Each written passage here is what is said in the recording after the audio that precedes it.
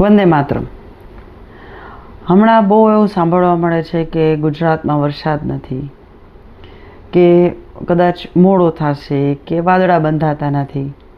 પણ મિત્રો, જો આપણે હિન્દુ સંસ્કૃતિની વાત કરીએ, હિન્દુ કેલેન્ડરની વાત કરીએ, તો અત્યારે અધિક મહિનો ગયો અને જેઠ મહિનો અત્યારે ચાલુ છે. તો મૂળ આપણે સરવાળો કરીએ ને, તો હજી જેઠ મહિનો પૈતા પછી અષાઢી બીજથી આપણે સારો વરસાદ અથવા તો વરસાદની શરૂઆત થાય.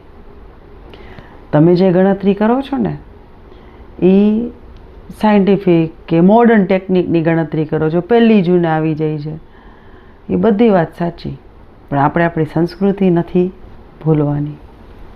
એટલે હજી રાહ જુઓ, બધું સરસ થઈ જશે.